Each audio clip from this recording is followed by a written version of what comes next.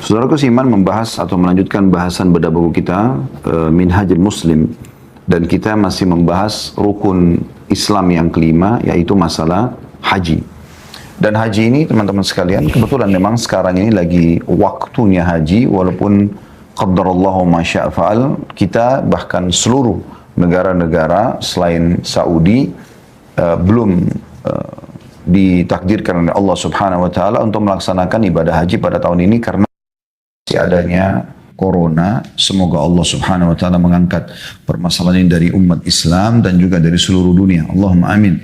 Namun mempelajari ilmu syar'i tetap saja kita butuhkan, karena haji dan umrah ini akan terus berjalan sampai menjelang hari kiamat nanti. Oleh karena itu kita akan tetap membahas insyaAllah, dan juga ilmu syar'i kita butuhkan, ya. Dan kita tahu sebagai seorang muslim ada keutamaan majelisnya. Materi yang sedang kita bahas masalah haji ini ada sub bahasannya tentang masalah rukun haji dan umrah. Dan pada pertemuan yang lalu kita sudah membahas panjang lebar tentang masalah rukun pertama, yaitu ihram. Ya, bagaimana seorang muslim laki-laki pada saat akan melaksanakan haji dan umrah, maka yang pertama dia harus perhatikan baju atau pakaian ihramnya. Dan pakaian ihram ini teman-teman sekalian, dia mengenakan pakaian 2 lembar kain berwarna putih yang paling afdal. Kemudian dia tidak mengenakan pakaian berjahit tentunya, dan sudah kita jelaskan pada pertemuan yang lalu, ya. Ada kewajiban ihram seperti mengenakan ihram dari miqat, ya, atau tempat niat yang sudah ditentukan oleh baginda Nabi SAW. Kemudian juga dia tidak boleh menggunakan pakaian berjahit. Ini khusus laki-laki, ya. Misalnya baju kaos, kemudian celana, ya. Jadi betul-betul murni hanya 2 lembar kain ihram itu saja yang dia pakai di tubuhnya. Dan boleh berwarna lain, tapi lebih afdal warna putih. Beda dengan kaum wanita, maka mereka boleh menggunakan pakaian lengkap mereka. Hanya saja mereka menjauhi warna baju yang syuhrah, ya, yang menyolok, yang akhirnya membuat orang menilai negatif, atau misalnya lawan jenisnya tergoda dengan syahwat, ya. Sehingga umumnya para wanita itu menggunakan biasanya abaya atau baju khusus wanita yang berwarna hitam, ya, gelap lah, biru, tua, dan seterusnya. Kemudian yang ketiga adalah talbiyah, mengucapkan labbaik Allahumma labbaik, labbaik la syarika laka labbaik, innal hamda wan ni'mata laka wal mulk la syarika lak. Dan ini sudah panjang lebar kita jelaskan. Di antara hikmah yang kita ambil adalah labbaik Allahumma labbaik, artinya kita mengucapkan, kami menjawab panggilanmu, atau aku menjawab panggilanmu dengan santun, ya Allah. Dan saya sempat menitip pesan, kalau kita usahakan membiasakan anak-anak kita di rumah untuk menjawab pada saat kita panggil dengan labbaik, ya. Jadi kalau kita mengatakan misalnya hai Ahmad, hai Yusuf, siapa saja anak kita, usahakan mereka biasa menjawab dengan labbaik, ya. Labbaik artinya ya, saya jawab panggilan Anda dengan santun, ya. Juga ada beberapa athar menyebutkan bahwasanya sebagian sahabat mengatakan itu kepada Nabi SAW pada saat dipanggil. Yang jelas kita menjawab panggilan Allah dengan santun untuk haji dan umrah ini. Labbaik Allahumma labbaik, labbaik la syarika laka labbaik. Aku menjawab panggilanmu dengan santun, ya Allah, tidak ada sekutu bersamamu. Innal hamda wan ni'mata laka wal mulk la syarika lak. Sesungguhnya segala puji-pujian, nikmat dan juga, ya, kerajaan hanya milikmu dan tidak ada sekutu bersamamu. Itu 3 hal yang merupakan kewajiban ihram. Jadi saya ulangi lagi, yaitu memulai niat di miqat. Anda boleh pakai baju ihram dari hotel, misalnya dari Madinah ke Mekah, atau di atas pesawat, tapi Anda belum niat kecuali di tempat miqat. Kemudian yang kedua, tidak boleh menggunakan pakaian berjahit. Dan yang ketiga, ini bagi laki-laki tentunya, yang ketiga adalah bertalbiyah, dan ini bagi laki-laki dan perempuan. Tentu yang pertama tadi mulai dari miqat, semua juga laki-laki dan perempuan, ya. Kemudian sunnah-sunnah ihram juga sudah kita jelaskan, yaitu mandi, ya, sebelum menggunakan ihram. Ini bagian daripada anjuran. Kemudian ihram menggunakan kain berwarna putih bagi laki-laki. Kemudian melaksanakan ihram segera ya. Kalau memang sudah mau melewati miqat, kemudian memotong kuku, mencukur kumis, mencabut bulu ketiak, ya, mencukur rambut atau bulu di sekitar kemaluan. Ya. Kemudian itu yang keempat, yang kelima mengulang-ulangi talbiyah. Dan yang keenam adalah memperbanyak doa setelah niat dan jalan menuju ke Mekah. Kemudian poin C-nya masalah larangan ihram. Ini juga sudah kita panjang lebar paparkan pada pertemuan lalu. Saya ingatkan poin-poinnya. Yang pertama, tidak boleh menutup kepala dengan penutup apapun bagi laki-laki. Kayak misalnya kopiah ya, yang melekat langsung di kepala ya. Atau kain ihram yang dia angkat kemudian dia letakkan di kepalanya. Ini dianjurkan untuk tidak dilakukan ya. Karena ini kalau dia lakukan akan ada konsekuensi kafara atau dendahnya ya. Kalau bagi perempuan tidak masalah. Memang dia harus menggunakan jilbab. Dan bagi laki-laki yang tidak boleh adalah yang melekat langsung di kepala. Jadi kayak kopiah misalnya yang saya menggunakan atau umumnya kaum muslimin laki-laki gunakan. Tapi kalau yang jauh dari kepala seperti menggunakan payung misalnya, itu tidak ada masalah. Ya, karena jauh dari kepala ya. Kemudian yang kedua, mencukur rambut atau memotongnya walaupun sedikit. Baik rambut kepala ataupun bulu badan yang lainnya. Setelah ihram dan sudah niat melewati miqat, lalu sudah dalam proses perjalanan ataupun sementara mengerjakan ibadah umrah ataupun haji itu. Ini nggak boleh sama sekali. Sebelumnya sunnah, sebelum menggunakan ihram dan niat sunnah. Kemudian yang ketiga, tidak boleh memotong kuku, baik kuku tangan maupun kaki. Yang keempat, tidak boleh memakai wangi-wangian. Ya, ini setelah berihram dan setelah ya, niat. Kemudian dari sebelumnya boleh ya, pada saat mandi sunnah tadi, kalau dia mandi pakai sampo, sabun nggak masalah, pakai roll on segala macam ini nggak masalah. Yang kelima, mengenakan pakaian yang berjahit dalam bentuk apapun, ini larangannya bagi laki-laki. Yang keenam, tidak boleh membunuh binatang buruan, ya.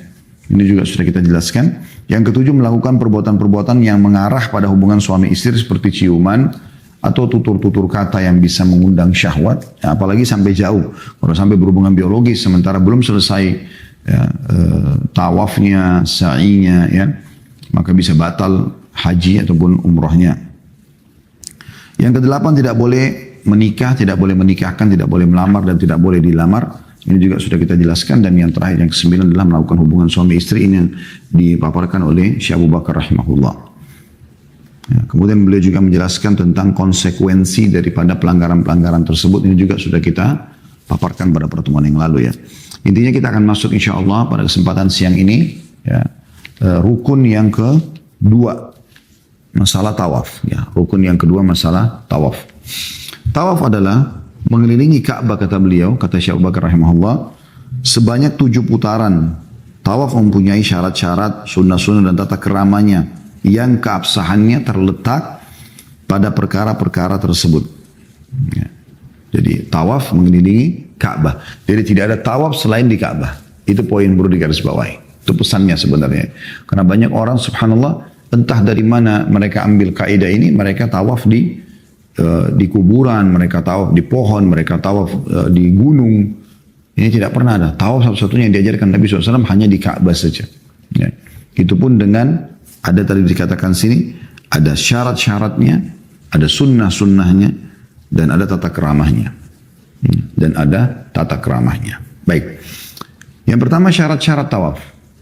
Syarat-syarat tawaf.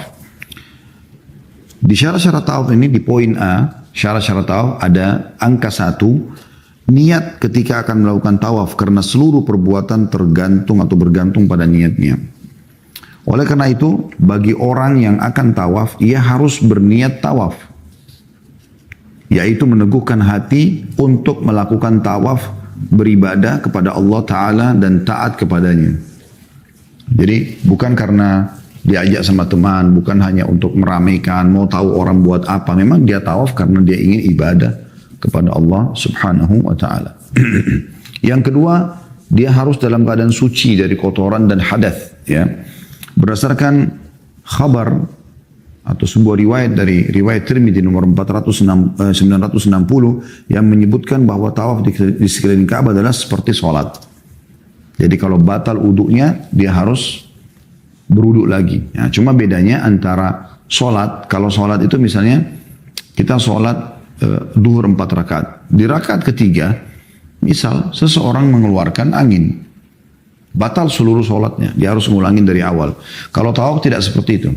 Kalau Anda tawaf 7 kali, misalnya di tawaf ketiga Anda batal, Anda keluar, wudu, lalu yang Anda ulangi hanya tawaf ketiga saja, selanjutnya 1 sama 2 sudah dianggap sah. Kemudian yang ketiga menutup aurat, karena tawaf seperti sholat. Berdasarkan sabda Rasulullah SAW, at-tawafu hawla al-baiti mithlu salati illa annakum tatakallamuna fi, wa man takallama fala yatakallam illa bi khair. Tawaf di sekeliling Ka'bah atau Baitullah adalah seperti sholat hukumnya. Hanya saja kalian boleh berbicara dalamnya. Pada saat lagi tawaf boleh berbicara satu sama yang lainnya. Ya. Maka orang yang berbicara hendaklah ia tidak berbicara kecuali kebaikan saja. Hadis riwayat Tirmidzi nomor 960. Nah. Oleh karena itu orang yang tawaf tanpa niat atau tawaf dalam keadaan hadas, ya, dia kencing atau buang air besar, belum berwudu, ya, atau dalam keadaan junub, maka tawafnya batal dan ia wajib mengulanginya. Ya. Yang keempat, tawaf harus dilakukan di dalam Baitullah, sekitar Ka'bah, yaitu di dalam Masjidil Haram, walaupun jauh dari Ka'bah. Yang kelima, Ka'bah harus berada di sebelah kiri orang yang melakukan tawaf. Ya, makanya kita tawaf itu, ini Ka'bah, di sini ada Hajar Aswad, kita mulai dari sisi kanan. Jadi kita jadikan Ka'bah sisi kiri kita. Ya, jadi melawan arus jam. Jam biasanya mutar ke kanan, ini mutar ke kiri. Yang keenam, tawaf dilakukan sebanyak 7 kali putaran. 7 kali putaran. Dimulai dari Hajar Aswad dan diakhiri di Hajar Aswad pula. Hajar Aswad adalah batu hitam yang ada di samping pintu Ka'bah. Samping pintu Ka'bah. Karena Rasulullah SAW melakukan demikian. Sebagaimana diriwayatkan dalam hadis yang sahih. Semua diriwayatkan dalam hadis yang sahih. Yang ketujuh putaran tawaf harus dilakukan secara berturut-turut, tidak terputus. Kecuali jika ada kebutuhan yang mendesak atau darurat. Misalnya tadi batal wudu, atau dia pusing, dia istirahat sebentar, atau dia haus, dia minum, nggak masalah. Putaran tawaf yang dilakukan tanpa berurutan bukan karena darurat, maka tawafnya batal dan wajib diulangi. Ini kurang lebih 7 poin berhubungan dengan syarat-syarat tawaf. Saya ulangi kembali. Yang pertama adalah niat akan melakukan tawaf karena Allah. Yang kedua, suci atau berwudu. Ya. Yang ketiga, menutup aurat. Yang keempat, tawaf di sekitar Ka'bah, bukan di tempat lain.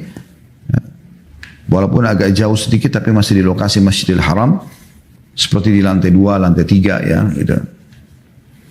Kemudian yang kelima, Ka'bah harus berada di sebelah kiri orang yang melakukan tawaf. Yang keenam, tawaf dilakukan sebanyak 7 kali putaran. Di mana dimulai dari Hajar Aswad, diakhiri di Hajar Aswad juga. Yang ketujuh putaran tersebut harus berkesinambungan, berlanjut satu sama yang lain. Ya. Kemudian yang poin B-nya, masalah sunnah-sunnah tawaf. Sunnah-sunnah tawaf.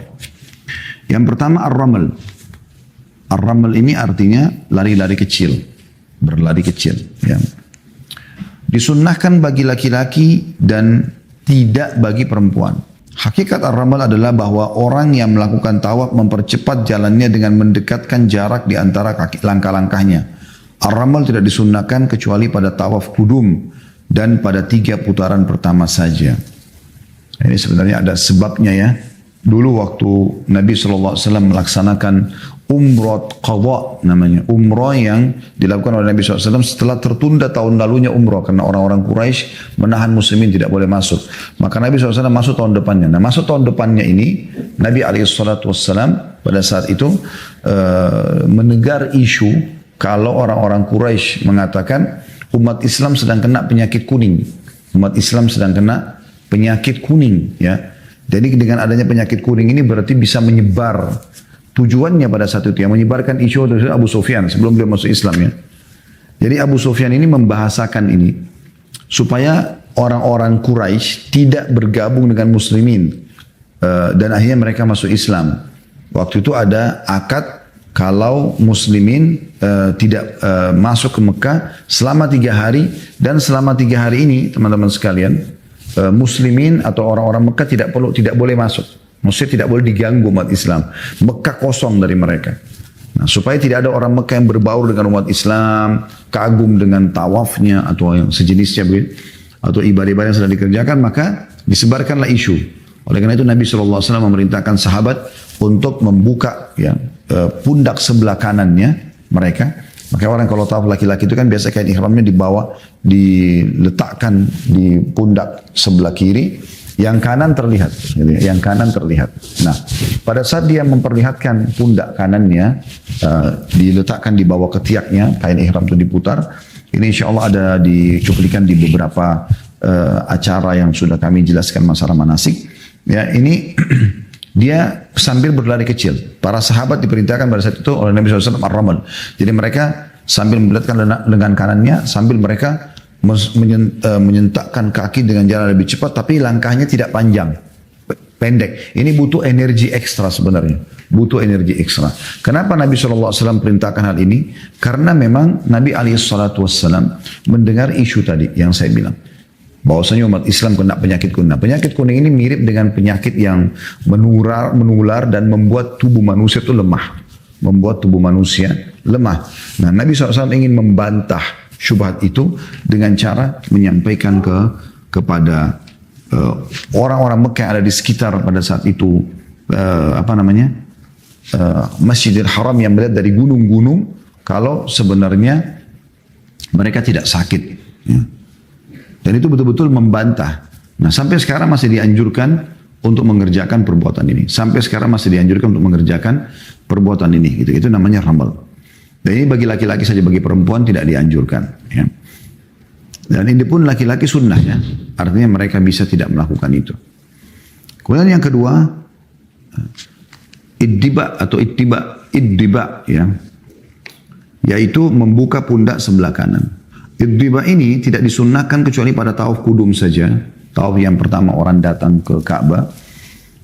Dan khusus bagi laki-laki, bukan untuk perempuan. Dan berlaku pada ketujuh putaran tawaf tersebut. Jadi tujuh-tujuhnya memperlihatkan lengan sebelah kanannya tadi. Ya. Baik. Selanjutnya yang ketiga, mencium hajar aswad. Ini sunnah juga. Mencium hajar aswad ketika akan memulai tawaf. Jika hal itu memungkinkan. Tapi ini sunnah. Bukan harus ya. Apalagi kalau harus berdesak-desakan. Sekarang sih sudah semasa pandemi ini sama sekali hajar aswad tidak pernah dicium. Karena kita tahu ada khawatir penyebaran coronanya ya. Tetapi teman-teman sekalian, ini adalah sunnah Nabi SAW. Dan perlu Anda tahu, Nabi SAW pernah memberikan contoh yang menarik di sini. Yaitu pada saat beliau sedang tawaf. Dan di masa itu sedikit sekali orang yang tawaf. Pada saat pembebasan kota Mekah. Dan Nabi SAW berada di atas unta beliau. Dan beliau tidak turun mencium hajar aswad. Beliau memberikan isyarat dengan tangan. Untuk memberikan gambaran kepada umat ini, boleh diganti ciuman itu dengan isyarat tangan. Makanya orang kalau tahu baca Bismillahirrahmanirrahim, Allahu Akbar, memberikan isyarat tangan. Tapi tidak usah cium jauh gitu kan. Cukup isyarat tangan saja sekali. Kata beliau, poin ketiga sunnahnya adalah mencium hajar aswad ketika akan memulai tawaf jika hal itu memungkinkan. Tetapi jika tidak memungkinkan, nah, Anda bisa lihat cuplikan-cuplikan mungkin yang kalau sebelum pandemi yang bagaimana orang berdesak-desakan di situ. Cukup menyentuhnya dengan tangan atau memberi isyarat kepadanya ketika menemui kesulitan. Karena Rasulullah SAW melakukan hal tersebut. Yang keempat, mengucapkan Bismillah, Wallahu Akbar. Allahumma imanan bika wa tasdiqan bi kitabika wa wafa'an bi ahdika wa ittiba'an li sunnati nabiyika Muhammadin sallallahu alaihi wasallam. Nah, ini sunnahnya dibaca pada saat pertama mau tawaf. Bismillah dengan nama Allah, Wallahu Akbar, Allah Maha Besar. Allahumma imanan bika, ya Allah ini aku lakukan karena beriman kepadamu, wa tasdiqan bi kitabika, dan membenarkan kitabmu Al-Quran, wa wafa'an bi ahdika, dan juga memenuhi janji kepadamu, wa ittiba'an li sunnati nabiyika Muhammadin sallallahu alaihi wasallam, dan mengikuti sunnah Nabi Muhammad sallallahu alaihi wa ala alihi wa sahbihi wasallam. Yang kelima, memperbanyak doa ketika melaksanakan tawaf dengan doa apa saja, dalam bahasa apa saja. Maka kami kadang-kadang memang selalu kalau bimbing jemaah, kami mengingatkan silakan berdoa apa saja Bapak Ibu sekalian, hajat yang paling dibutuhkan. Ya. Ini penting sekali sehingga tidak harus selalu ikut panduan. Bahkan dia tidak tahu doa apa yang dibaca oleh pemandu tersebut. Mungkin dia sedang baca buat hajat dia sendiri. Kita juga punya hajat gitu kan. Berdoa ketika melaksanakan tawaf, ini yang kelima sunnahnya, dengan doa apa saja, karena tidak dibatasi dan tidak pula ditentukan. Tetapi setiap orang yang melakukan tawaf hendaknya berdoa agar Allah melapangkannya. Namun demikian disunnahkan agar menutup setiap putaran dengan doa Rabbana atina fid dunya hasanah wa fil akhirati hasanah wa qina adzabannar. Ya Rabb kami, anugerahkanlah kepada kami kebaikan di dunia dan kebaikan di akhirat, dan jauhkanlah kami dari siksa neraka. Jadi kalau anda tawaf misalnya, mohon maaf sekali ini cuma gambaran, ini adalah handphone ini Ka'bah misalnya. Anda mulai ini Hajar Aswad, anda mulai tawaf di sini, terus anda putar. Nah, antara sudut Hajar Aswad dengan sudut sebelahnya, sebelumnya itu namanya rukun yamani. Di sini anda sunnahnya membaca Rabbana atina fid dunya hasanah wa fil akhirati hasanah wa qina adzabannar. Jadi, atau saya lebih tepatnya seperti ini posisi handphone ya. Lebih tepatnya saya tidurkan, ini Hajar Aswad, sudut ini, maka sudut yang ini adalah rukun yamani. Di sinilah anda baca Rabbana atina fid dunya hasanah.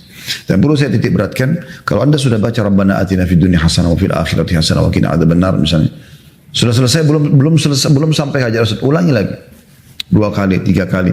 Selebihnya dari Hajar Aswad putar sampai ke rukun yamani, anda bebas berdoa apa saja. Yang keenam, mengusap rukun yamani. Nah, rukun yamani tadi sudut yang ada sebelum Hajar Aswad. Kalau ini Hajar Aswad, ini sudut di sini sebelumnya. Anda usap. Ya, ini sunnahnya. Dengan tangan dan mencium Hajar Aswad setiap melewati rukun-rukun atau sudut tersebut pada saat melaksanakan tawaf, karena Rasulullah SAW melakukan hal itu. Hanya saja teman-teman sekalian perlu digarisbawahi di sini. Ya, kami selalu anjurkan agar jangan atau tidak perlu mengusap rukun yamani di masa kita sekarang. Kenapa? Karena Ka'bah itu dilumurin dengan minyak wangi oleh pemerintah Saudi. Sehingga kita yang sedang berihram kan tadi salah satu larangannya adalah tidak boleh menggunakan wangi-wangian. Nah, kadang-kadang kalau kita usap itu kena wanginya. Ya, itu di rukun yamani ya. Kemudian yang ketujuh, berdoa di multazam ketika selesai melaksanakan tawaf. Dan multazam ialah sebuah tempat di antara pintu Ka'bah dan Hajar Aswad, karena Ibnu Abbas radhiyallahu anhu melakukan hal tersebut. Dan kami kalau bimbing jemaah haji atau umrah, kami selalu membahasakan begitu mulai Hajar Aswad kita memberikan isyarat Bismillah Allahu Akbar, lewat sedikit itu dari Hajar Aswad ke pintu Ka'bah itu namanya multazam. Sekitar mungkin 2 meteran jaraknya. Maka saya mengatakan Bapak Ibu ini multazam, sampaikan hajatnya yang paling mendesak, ya, yang paling dibutuhkan.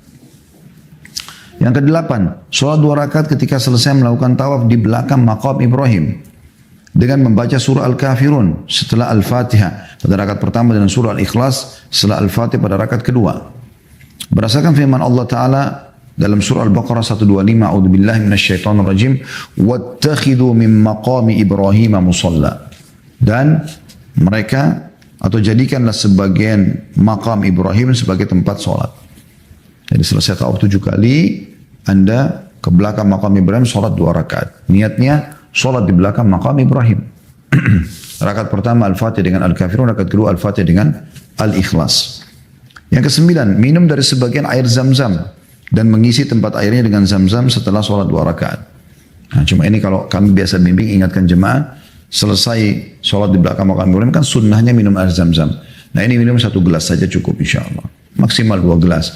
Agar jangan nanti kebelet kencing, berhenti, keluar, dan terpisah dari kelompok yang ada atau teman-temannya gitu kan.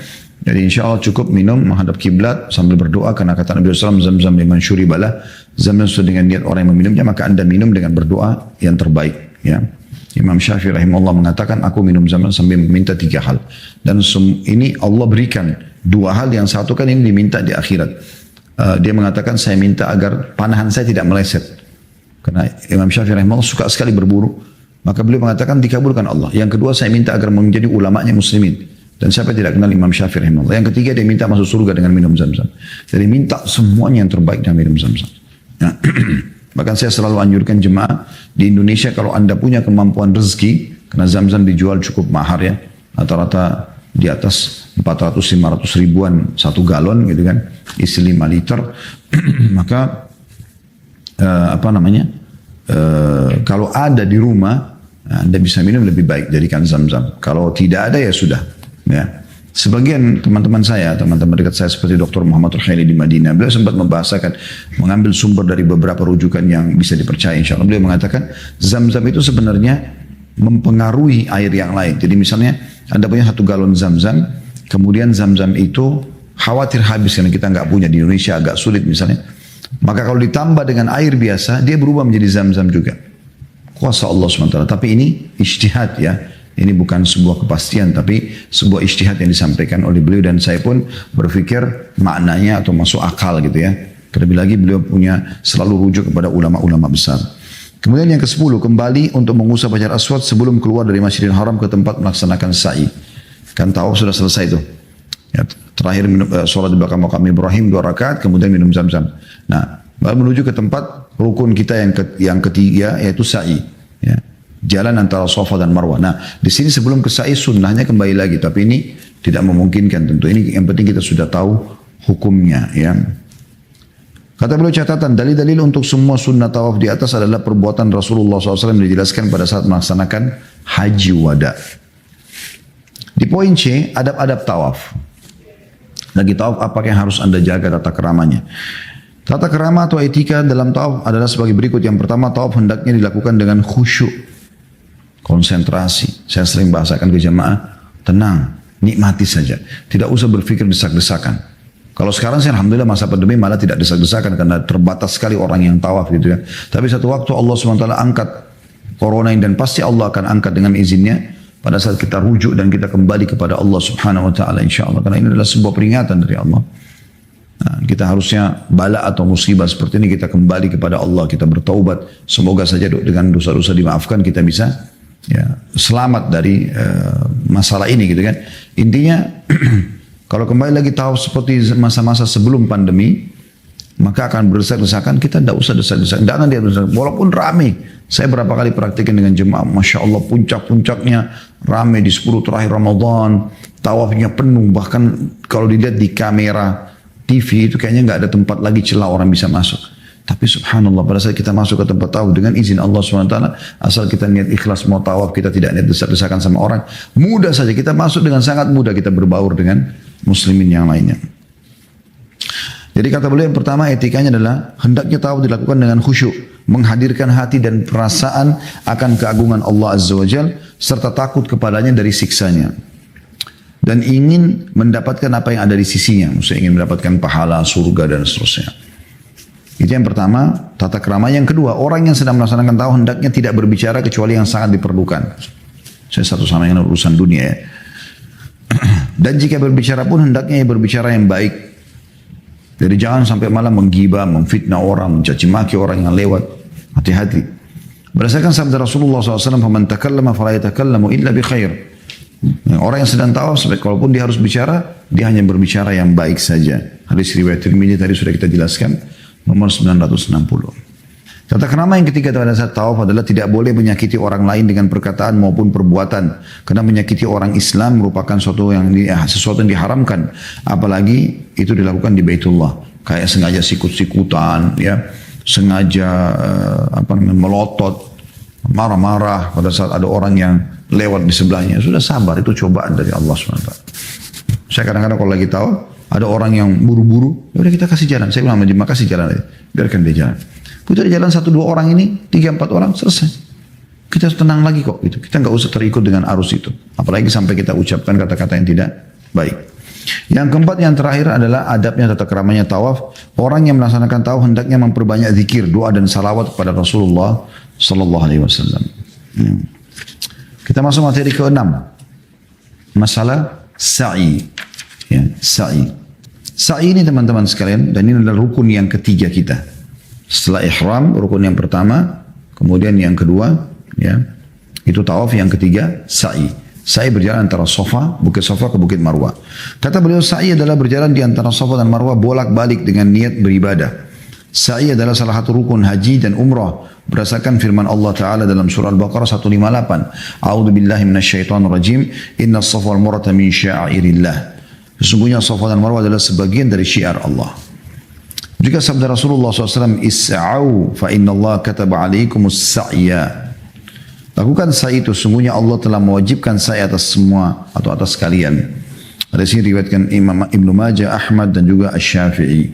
Sa'i mempunyai syarat-syarat, sunnah-sunnah dan tata krama dalam menjalankannya. Jadi mirip tadi dengan tawaf ya. Ada syarat-syaratnya, ada sunnah-sunnahnya, ada tata keramanya. Mirip dengan tawaf tadi sudah kita jelaskan. Di poin A, syarat-syarat sa'i. Syarat-syarat sa'i yang pertama adalah niat. Karena Rasulullah SAW bersabda, innamal a'malu binniyat. Semua ibadah harus diikuti dengan niat. Hadis sahih riwayat Bukhari. Oleh karena itu sa'i harus diniatkan untuk beribadah sebagai ketaatan kepada Allah Ta'ala dan untuk menjalankan perintahnya. Yang kedua tertib di antara sa'i dan tawaf atau berurutan, yaitu dengan mendahulukan tawaf daripada sa'i. Jadi harus tawaf dulu selesai, baru kemudian sa'i. Tidak boleh sa'i dulu baru pindah tawaf. Gitu kan. Yang ketiga, seluruh babak sa'i dilakukan secara bersambungan sekaligus. Tetapi jeda ringan diperbolehkan apabila atau apalagi jika ada hal yang menyebabkan itu atau disebabkan dengan kondisi yang darurat. Jadi misalnya dari Bukit Safa ke Bukit Marwah. Semua orang mulai sa'i dari situ. Umumnya juga insya Allah travel pasti punya pemandu yang akan memandu gitu kan. Safa ke Marwah 1. Marwah ke Safa 2. Safa ke Marwah 3. Marwah ke Safa 4. Safa ke Marwah lagi 5. Marwah ke Safa 6. Yang terakhir Safa ke Marwah yang ke-7. Jadi kita sa'i. Jadi kita sempurnakan seperti itu ya. Umumnya sih, bukan umum, memang begitu hitungannya. Kalau saya ingatkan jemaah supaya nggak lupa, dari Safa ke Marwah itu hitungan ganjil. 1, 3, 5, 7. Dari Marwah ke Safa itu genap. 2, 4, dan 6. Yang kelima, melaksanakan sa'i setelah menyelesaikan tawaf dengan benar. Baik tawaf itu sebagai tawaf wajib maupun sunnah. Tetapi yang lebih utama adalah setelah tawaf wajib seperti tawaf kudum atau tawaf awal datang ke Mekah disunnahkan tawaf. Atau tawaf rukun seperti tawaf ifadah, tawaf wajibnya haji. Ya. Itu adalah syarat-syarat sa'i. Poin B-nya sunnah-sunnah sa'i. Yang pertama al-khabab, ya. Yaitu berjalan cepat di antara dua buah tanda yang berwarna hijau yang berada di antara dua sisi lembah. Yang mana dulu Siti Hajar ibu Nabi Ismail alaihi wassalam berjalan cepat di sana untuk mencari air. Dan al-khabab disunnahkan bagi laki-laki yang mampu dan tidak bagi mereka yang lemah dan wanita. Ini sebagaimana dijelaskan oleh Imam Syafi'i dalam Kitab jilid 2 halaman 176 bahwa Aisyah radhiyallahu anha melihat wanita-wanita melakukan sa'i dan mereka berjalan dengan cepat, maka ia pun berkata, apakah kalian tidak mempunyai contoh dari kami? Kalian tidak harus melakukan sa'i demikian, yakni sa'i dengan berjalan cepat. Dan cukup laki-laki saja. Dan kita sudah tahu di situ ada, di sa'i itu ada lampu hijau cukup besar, yaitu tandanya kita berlari bagi laki-laki. Kemudian yang kedua, sunnah ini ya. Jadi kalau tidak lari pun tidak masalah. Sunnahnya yang kedua, berhenti di Bukit Safa dan Marwah untuk berdoa di sana. Setiap mau mulai dari Safa berdoa, tiba di Marwah berdoa, begitu terus. Walaupun sepanjang jalan juga kita berdoa. Yang ketiga, berdoa di masing-masing Bukit Safa dan Marwah pada setiap babak sa'i dari ke-7 babak tersebut. Jadi berdoa di Safa dan Marwahnya dan berdoa juga di antaranya. Kemudian yang keempat, mengucapkan Allahu Akbar 3 kali di Safa dan Marwah pada setiap babak. Ya. Dan juga mengucapkan setelah Allahu Akbar, Allahu Akbar, Allahu Akbar, lalu baca La ilaha illallah wahdahu la syarikalah, lahul mulku wa lahul hamdu wa huwa ala kulli syai'in qadir, la ilaha illallah wahda, sadaqa wa'da, wa nasara 'abda, wa hazamal ahzaba wahda.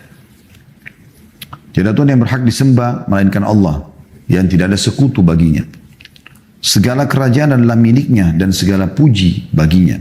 Dialah Tuhan yang maha kuasa atas segala sesuatu. Tidak ada Tuhan yang berhak disembah melainkan Allah yang Maha Esa. Dia telah memenuhi janjinya, membela hambanya dan menghancurkan pasukan sekutu sendiriannya. Ya. Ini diriwayatkan Imam Bukhari. Maksudnya ini pujian kepada Allah SWT. Wa hazamal ahzaba wahda, mengalahkan semua pasukan sekutu, maksudnya sekutu yang pernah datang yang mengepung Madinah yang dikenal dengan perang Khandaq, ya. Nah, ini anjuran untuk dibaca. Kemudian yang kelima, berurutan antara sa'i dan tawaf, yaitu melaksanakan sa'i segera setelah tawaf dengan tidak memisahkan keduanya tanpa udzur syar'i. Setelah tawaf langsung ke sa'i. Jadi nggak boleh pulang ke hotel dulu, kecuali darurat, orang ke kamar mandi, kemudian dia kembali lagi segera. Ya. Yang terakhir di sini poin C-nya adalah adab-adab sa'i, tata keramanya. Yang pertama, keluar untuk melakukan sa'i dari pintu Safa dengan membaca Ayat Al-Quran yang masyhur dalam surah Al-Baqarah 158, A'udzu billahi minasyaitonir rajim, Innas safa wal marwata min sya'airillahi faman hajjal baita aw i'tamara fala junaha 'alaihi an yatawwafa bihima wa man tatawwa'a khairan fa innallaha syakirun 'alim. Sesungguhnya Safa dan Marwah adalah sebagian dari syiar Allah. Barang siapa yang beribadah haji ke Baitullah atau berumrah, maka tidak ada dosa baginya mengerjakan sa'i di antara keduanya. Dan barang siapa yang mengerjakan suatu kebajikan dengan kerelaan hati, maka sungguhnya Allah maha mensyukuri kebaikan atau menilai kebaikan lagi maha mengetahui. Dan ini sunnah ini kita baca di setiap Safa, mau mulai sa'i, Inna safa wal marwata min sya'airillah sampai akhir ayat. Al-Baqarah 158. Di Marwah mau mulai ke Safa baca lagi itu. Terus begitu sampai selesai. Yang kedua, orang yang melakukan sa'i hendaknya dalam keadaan suci. Tapi ini bukan seperti tawaf ya. Kalau tawaf wajib. Dia punya wudu. Kalau sa'i nggak apa-apa. Sa'i nggak masalah. Jadi boleh dalam keadaan tidak suci. Ya. Yang ketiga, melakukan sa'i dengan berjalan kaki jika mampu melakukan hal tersebut tanpa mendapatkan kesulitan. Tapi bagi orang yang kesulitan boleh pakai kursi roda. Ya. Sekarang sudah ada kursi roda elektrik di atas. Anda bisa bayar ya, 50 rial kalau nggak salah. Ya. Kemudian yang keempat, memperbanyak zikir dan doa. Dan menyibukkan diri dengan zikir dan doa tersebut, bukan dengan yang lainnya. Sibuk di antara Safa dan Marwah, doa dan zikir, bukan yang lain, bukan obrol kosong gitu. Yang kelima, menahan pandangannya dari hal-hal yang diharamkan dan menjaga lidahnya dari perkataan keji. Jadi bukan sibuk melihat orang, melihat lawan jenis, ini tampan, ini cantik. Sibuk dengan ibadah. Yang keenam, orang yang melakukan sa'i tidak boleh menyakiti orang lain, baik sama jemaah sa'i maupun pejalan kaki yang lain dengan bentuk apapun, perkataan maupun perbuatan. Marah-marah, mukul, ya, menyerobot, tidak boleh saling menyakiti. Yang ketujuh, menghadirkan dalam dirinya segala kehinaannya, ketergantungan dan kebutuhannya kepada Allah Ta'ala agar Allah dia memberikan petunjuk ke dalam hatinya, mensucikan jiwanya dan juga memperbaiki keadaannya. Nah ini sa'i antara Safa dan Marwah. Ya. Dan kita akan masuk insya Allah ke materi yang terakhir kita, materi ketujuh, masalah rukun keempat dari haji, yaitu wukuf di Arafah. Wukuf di Arafah. Wukuf di Arafah ini tentu hanya dilakukan pada saat haji, umroh nggak ada wukuf di Arafah ini. Ya. Wukuf di Arafah adalah rukun haji yang keempat. Hal ini berdasarkan sabda Nabi SAW, Al-Hajju Arafah. Haji itu adalah di Arafah. Hadis ini diriwayatkan oleh Tirmidzi nomor 902. Dan ia mensahihkannya bahwa Rasulullah SAW bersabda, Innama ju'ila ramyul jimari was sa'yu baina safa wal marwati li iqamati dzikrillah ta'ala.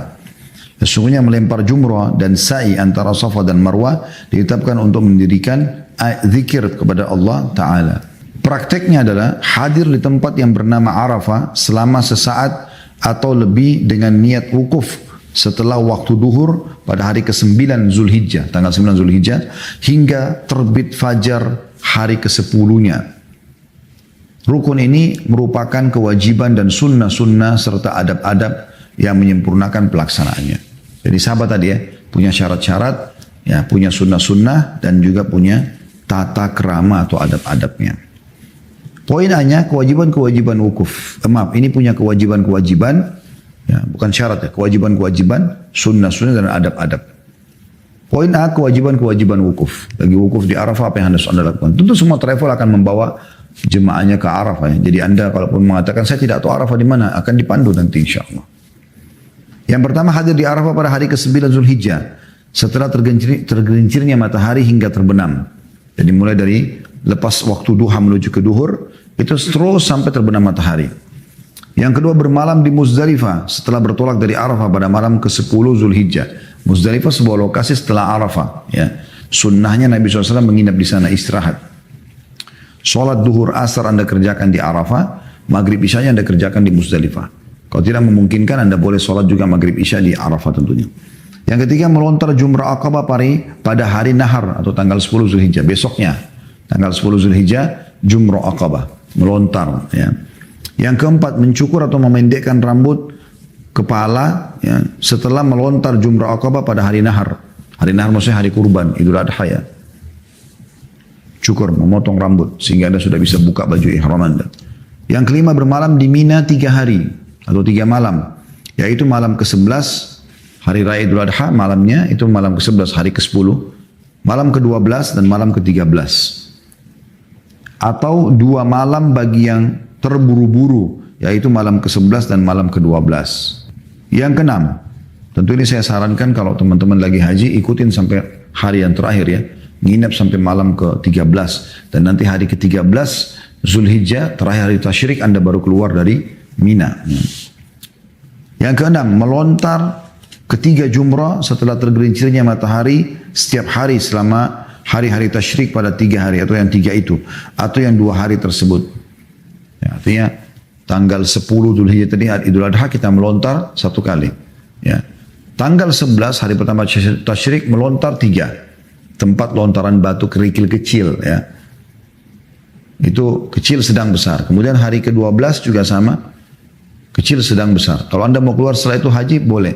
Anda mau dapat sempurna sunnahnya sampai tanggal 13. Karena haji itu mulai tanggal 8 sampai tanggal 13 Zulhijjah. Tanggal 8 awalnya hari tarwiyah adalah sunnah. Hari terakhir tanggal 13 juga sunnah. Wajibnya adalah 9, 10, 11, 12.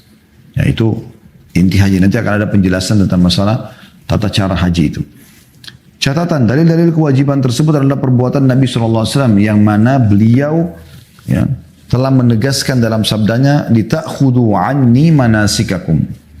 Hendaklah kalian mengikutiku dalam melaksanakan manasik kalian. Hadis riwayat Muslim nomor 1297. Juga hadis Nabi SAW, "Hujju kama ra'aitumuni ahuj." Hajilah kalian sebagaimana kalian melihat aku sedang melaksanakan haji. Juga sabda Nabi SAW, "Kifu ala masyairikum fa innakum ala irthin min irthi abikum Ibrahim." Berdirilah kalian pada masyair kalian, karena sungguhnya kalian berada di atas salah satu jejak bapak kalian Ibrahim. Hadis riwayat Tirmidzi nomor 883. Poin B-nya masalah sunnah-sunnah wukuf. Tadi kan kewajiban wukuf ya. Ada kurang lebih tadi 6 poin. Hadir di Arafah di hari tanggal 9-nya, bermalam di Muzdalifah malamnya, kemudian melontar jumrah pada hari tanggal 10-nya, kemudian mencukur atau memerdekakan, mencukur atau memendekkan rambut setelah jumrah Aqabah di tanggal 10-nya, bermalam di Mina selama 3 hari, ya, malam hari lebaran itu tanggal 10, malam 11, tanggal 11 malam 12, dan hari ke-12 malam ke-13. Ya. Yang ke-6 adalah melontar ketiga jumrah, mulai tanggal 11, 12, ya. Kalau ini mau cepat keluar bisa, atau sampai tanggal 13 bagi orang yang menyempurnakannya. Kemudian sunnah-sunnah wukuf. Ya. Yang pertama keluar menuju Mina pada hari tarwiyah, tanggal 8. Kan wukufnya tanggal 9. Nah sunnahnya dari tanggal 8-nya. Yaitu pada hari ke-8 Zulhijjah dan bermalam di sana pada malam ke-9-nya. Tanggal 8 malam ke-9, malamnya. Besok tanggal 9 hari Arafahnya. Serta tidak keluar dari Mina kecuali setelah terbitnya matahari sehingga bisa melaksanakan sholat 5 waktu di sana. Yang kedua, berada di Namira setelah tergelincirnya matahari serta melaksanakan sholat duhur dan asar secara jamak dan qasar bersama imam. Namira nama masjid sekarang, yang dikenal dengan Masjid Namira di sana. Yang ketiga, mendatangi tempat wukuf di Arafah setelah melaksanakan sholat duhur dan asar bersama imam yang dilanjutkan dengan wukuf sambil terus berzikir dan berdoa hingga terbenamnya matahari. Jadi di Arafah ini sibuk terus. Setelah duhur asar jamak qasar takdim, ya, di jamak digabungkan duhur asar, di qasar dipangkas jadi 2 rakaat, walaupun orang-orang Mekah juga melaksanakan hal yang sama. Kemudian juga di takdim didahulukan di waktu duhur. Dan itu terus diisi dengan berzikir ya. Ini kita sayangkan banyak jemaah haji kita sibuk dengan makan, minum terus. Walaupun boleh tapi jangan berlebihan. Sehingga waktu yang sangat mahal dari duhur sampai ke terbenam matahari yang Nabi SAW gunakan untuk berzikir dan berdoa. Terutama selepas asar sampai terbenam matahari, beliau tidak menurunkan tangannya dari berdoa. Bahkan sebagian sahabat melihat putih ketiak beliau SAW kena tingginya mengangkat tangan berdoa kepada Allah SWT. Yang keempat, menunda pelaksanaan sholat maghrib hingga mencapai Muzdalifah. Lalu sholat maghrib dan isya secara jamak takhir. Dan dari saya sudah jelaskan tuh. Jadi dari Arafah begitu terbenam matahari, jemaah semua menuju ke Muzdalifah. Nah di Muzdalifah ini sunnahnya mentakhirkan sholat maghrib isya, di jamak digabung tapi di kasar isyanya dan dilakukan di waktu isya, jamak takhir. Kalau tidak memungkinkan, karena di waktu sekarang jemaah haji sangat banyak, kami pernah alami itu, maka terpaksa khawatir nanti kita sampai di Muzdalifah sudah menjelang subuh karena padat, macet sekali, gitu, padat sekali. maka kita pun mengerjakan sholat maghrib isya di Arafah. Karena ini sunnah sholat di sana di Muzdalifah ya. Yang kelima, wukuf dengan posisi menghadap kiblat sambil berzikir dan berdoa di Masjidil Haram atau Bukit Kuza ya, hingga fajar menyingsing. Yang keenam, berurutan dalam, jadi ini maksudnya posisi pada saat di wukuf di Arafah, cari mana kiblatnya menghadap kiblat, lalu terus berdoa dan berzikir di situ. Yang keenam, berurutan dalam pelaksanaan melontar jumrah Aqabah, menyembeli, mencukur dan tawaf ifadah. Jadi setelah teman-teman tanggal 8 Zulhijjah hari Tarwiyah, Anda masuk ke Mina dengan pakai ihram niat haji, Anda sholat duhur, asar, maghrib, isya di Mina, nginap tanggal 9-nya hari Arafah, setelah duha menjelang waktu duhur Anda menuju ke Arafah. Situ Anda sholat duhur, asar, jamak, qasr, takdim, terus Anda berdoa sampai terbenam matahari tanggal 9. Setelah itu Anda menerlambatkan maghrib isya menuju ke Muzdalifah. Ini tanggal 9-nya. Lalu Anda nginap sampai menjelang subuh atau sampai subuh Nabi SAW sunnahnya. Setelah itu tanggal 10-nya hari raya Idul Adha, Anda jumrah, melontar. Jumrah Aqabah. Habis jumrah Aqabah Anda bisa tahallul, mencukur rambut Anda, lalu Anda ganti baju ihram. Kemudian Anda melakukan tawaf ifadah, tawaf wajibnya haji. Nah, walaupun tawaf wajib haji ini bisa dipilih, bisa hari itu, bisa besok, sampai bisa akhir hari tasyrik tanggal 13 Zulhijjah. Jadi di tanggal 10-nya ya. Kemudian Anda nginap di Mina hari raya Idul Adha itu sama tanggal 11, tanggal 12. Ini orang yang kalau mau keluar lebih cepat hajinya dikenal di Indonesia dengan nafar awal boleh. Nah, di tanggal 11 12 ini mereka jumrah, melontar kecil, sedang, besar. Ya. 7 butir batu di setiap lontaran. Kemudian kalau dia mau sempurna sampai tanggal 13 dia nginap, dan tanggal 13 dia baru keluar dari Mina. Ini sunnahnya. Khusus bagi orang yang selesai jumrah lalu dia tahallul, dia pakai baju biasa, semua halal bagi dia kecuali hubungan suami istri. Yang menghalalkan hubungan suami istri adalah kalau Anda sudah tawaf wajibnya haji dikenal dengan tawaf ifadah. Makanya kebanyakan travel kita itu pada saat di malam Muzdalifah itu, kalau sudah lewat pertengahan malam, mereka jam 2, jam 3 malam mereka sudah menuju ke Masjid Haram untuk tawaf ifadah. Sehingga kalau habis tawaf ifadah, jemaahnya dibawa kembali ke hotel atau penginapan, mereka boleh tahallul, mandi segala macam, suami istri sudah boleh kumpul. Ya, walaupun setelah itu mereka kembali ke Mina untuk nginap selama 2 hari atau 3 hari tadi hari tasyrik. Yang ketujuh, melaksanakan tawaf ifadah pada hari nahar sebelum terbenam matahari. Ya. Ini anjurannya ya di Idul Adha-nya. Kemudian C-nya adab-adab wukuf. Yang pertama, bertolak dari Mina pada pagi hari ke-9 menuju ke Namira, ya, lokasi masjid di Arafah, dengan melalui jalur Dhab sebagaimana dilakukan oleh Nabi SAW. Tentu jalur Dhab ini jalur yang dulu dilewati Nabi SAW. Tapi sekarang kita mengikuti jalur yang sudah ditentukan oleh pemerintah Saudi, karena mereka lebih tahu mana yang boleh dilewatin macet atau tidak gitu ya. Ini adabnya ya. Kemudian yang kedua, mandi sebelum tergelincirnya matahari untuk wukuf di Arafah. Hal ini disyariatkan termasuk bagi wanita yang sedang haid dan nifas. Jadi kalau misalnya Anda mau menuju ke Arafah, sunnahnya mandi. Ada orang yang tanggal 8 hari Tarwiyah sudah masuk di Mina. Ini berarti dia sudah mandi dari sebelumnya, karena dia pada saat mau pakai baju ihram di hotel atau di rumahnya kalau penduduk Mekah, maka dia sudah mandi untuk sebelum pakai ihram. Tapi kalau orang mau mulai masuk haji di tanggal 9 saja, tanggal 8 yang sunnah dia tidak kerjakan, maka dia sunnahnya, adabnya mandi sebelum masuk ke ke Arafah. Yang ketiga, wukuf di tempat wukufnya Rasulullah SAW di batu cadas besar yang terhampar di bawah Bukit Rahmah yang berada di tengah-tengah Arafah. Bukit Rahmah, Gunung Rahmah, orang biasa tahu Bukit Rahmah, orang-orang kita sering datang ke sana. Ya. Tapi kata Nabi SAW waktu beliau wukuf di situ, beliau mengatakan, saya wukuf di sini, tapi semua Arafah tempat wukuf. Artinya di mana saja boleh kita wukuf. Dan pemerintah Saudi sudah mengatur tentunya ya lokasi-lokasi wukuf itu. Yang keempat, bagaimana banyak berzikir dan berdoa sambil menghadap kiblat di tempat wukuf hingga terbenam matahari. Ini di Arafah. Terus berdoa. Tadi saya bilang jangan sibuk makan dan minum saja. Boleh, tapi kita sibukkan diri dengan ibadah. Yang kelima, bertolak dari Arafah menuju jalur Ma'zimain, bukan jalur Dhab yang dilalui saat kedatangan. Karena di antara petunjuk Rasulullah SAW adalah datang melalui suatu jalur dan pergi melalui jalur yang lain. Saya sih berkeyakinan pemerintah Saudi sudah atur itu. Semua jemaah yang menuju ke Arafah sudah melalui dhab dan meninggalkan Arafah itu juga sudah melalui ma'zimain. Ya. Yang keenam, tenang dan tidak tergesa-gesa dalam berjalan. Hal itu berdasarkan sabda Nabi SAW, Ya ayuhan nas, alaikum bis sakinah fa innal birra laysa bil idha'. Hai manusia, hendaklah kalian tenang, karena kebaikan itu bukan karena tergesa-gesa. Hadis ini diriwayatkan oleh Ahmad nomor 21.239. Yang ketujuh, memperbanyak membaca talbiyah di perjalanan menuju Mina, Arafah, Muzdalifah, dan ke Mina lagi hingga melontar jumrah Aqabah. Labbaik Allahumma labbaik, labbaik la syarika laka labbaik, innal hamda wan ni'mata laka wal mulk la syarika lak. Jadi kita berbanyak itu. Yang kedelapan, mengambil 7 kerikil dari Muzdalifah untuk melontar jumrah Aqabah. Tapi tidak harus ya, Anda boleh ambil batu di mana saja. Ini adabnya. Yang kesembilan, beranjak dari Muzdalifah setelah fajar menyingsing dan sebelum terbitnya matahari.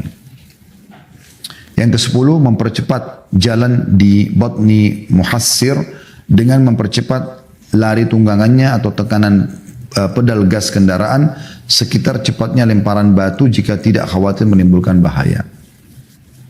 Yang ke-11, melontar jumrah Aqabah antara terbitnya matahari hingga tergelincir matahari. Dan yang ke-12, mengucapkan Allahu Akbar pada setiap lontaran kerikil pada saat jumrah. Dan ke-13, langsung menyembelih hadyu atau hewan kurbannya, ya, atau menyaksikan penyembelihannya dengan mengucapkan Allahumma hadha minka wa ilaika Allahumma taqabbal minni kama taqabbalta min Ibrahim khalilik. Ya Allah, ini darimu dan kembali kepadamu. Ya Allah, terimalah dariku sebagaimana telah engkau terima dari Ibrahim kekasihmu. Ya. Jadi di hari Idul Adha kita berkurban juga, menyembelih hadyu. Ini diucapkan setelah mengucapkan Bismillah Allahu Akbar pada saat mau sembelih ya. Pada saat mau sembelih. Kalau kita amanahkan orang sembelih ya sudah, nanti dia yang baca gitu. Keduanya wajib diucapkan. Artinya Bismillah Allahu Akbar, kemudian kita membaca doa yang tadi Allahumma hadha minka wa ilaika Allahumma taqabbal minni kama taqabbalta min Ibrahim khalilika. Yang ke-14, memakan bagian dari hadyunya, kurbannya. Karena Nabi SAW memakan hati hewan kurbannya dan hadyunya. Yang ke-15, berjalan kaki. Tentu ini kalau memungkinkan ya, kalau orang lagi haji, selama ini pengalaman kami kita kesulitan untuk makan hewan kurban kita itu. Ya, tapi kalau memungkinkan, kita minta titip pesan kurbannya dibawa sebagian aja daging, itu mungkin bisa. Tapi umumnya sih tidak dilakukan, dibagi langsung kepada orang-orang yang susah di sana. Yang ke-14, ya, yang ke-15, ya, berjalan kaki menuju tempat pelontaran ketiga jumrah pada hari-hari tasyrik. Tasyrik itu 11, 12, 13. Kita kan sunnahnya melontar kecil, sedang, besar. 3 titik, 7 butir batu kerikil kecil. Yang kecil, kemudian yang sedang, kemudian yang besar. Ya. Ini berjalan kaki sunnahnya. Memang umumnya jemaah haji semua berjalan kaki dan tidak memungkinkan pakai mobil karena padatnya orang ya. Yang ke-16, mengucapkan Allahu Akbar pada setiap lontaran kerikil dan mengucapkan Allahumma ja'alhu hajjan mabrura wa sa'yan mashkura wa amalan mutaqabbal wa dhanban maghfura. Maaf, saya ulangi. Allahumma ja'alhu hajjan mabrura wa sa'yan mashkura wa dhanban maghfura.